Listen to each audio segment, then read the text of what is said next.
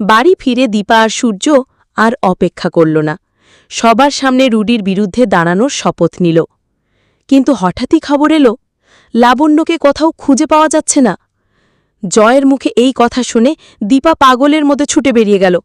চোখে শুধু আতঙ্ক, মনে একটাই শব্দ, আমার লাবণ্যকে খুঁজে পেতেই হবে।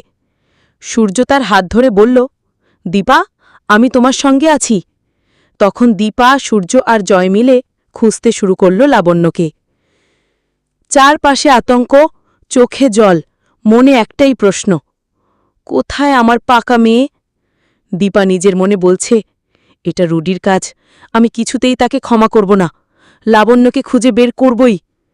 তারা সিসি ক্যামেরার ফুটেজে দেখে একজন ছদ্মবেশী মহিলা লাবণ্যকে ভিড়ের মাঝ থেকে টেনে নিয়ে যাচ্ছে। জয় চিৎকার করে বলে ওঠে, বৌদি ভাই, ওই তো আদরি আন্টি। কিন্তু দীপা তৎক্ষণাৎ দৃঢ় গলায় বলে ওঠে, না জয়, ও আদরি নয়, ও রুডি। এই কথায় জয় স্তব্ধ হয়ে গেল। তারা ছুটে গেল সেই অন্ধকার ঘরে যেখানে লাবণ্য বন্দী ছিল। দরজা খোলার সঙ্গে সঙ্গেই লাবণ্য কেঁদে বলে উঠল, মা। দৌড়ে গিয়ে দীপা তার মেয়েকে বুকে জড়িয়ে ধরল। কান্না ভেজা চোখে লাবণ্য বলল, মা, ওই ছদ্মবেশী মহিলা আসলে রুডি দাদা, আমি নিজের চোখে দেখেছি, তাই আমাকে বন্দি করে রেখেছে। মেয়ের মুখে এই সত্যি শুনে দীপা বুক ভরে শপথ নিল, আজই হবে রুডির শেষ দিন। এরপর দীপা লাবণ্যকে সঙ্গে নিয়ে সেনগুপ্ত বাড়িতে ফিরল। রুডি হঠাৎ লাবণ্যকে দেখে ভয় পেয়ে গেল। মনে মনে বলল, এ মেয়েটা সব বলে দিল, আমাকে এক্ষুনি পালাতে হবে।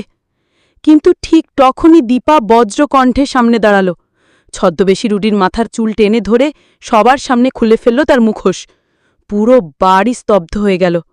সবাই অবাক দৃষ্টিতে তাকিয়ে রইল সেই প্রতারকের দিকে। আজ রুডির আসল চেহারা সবার সামনে প্রকাশ পেল। ভিউয়ার্স, আপনাদের কেমন লাগলো এই পর্বের ঘটনাগুলো? কমেন্টে আপনার মতামত জানাতে ভুলবেন না।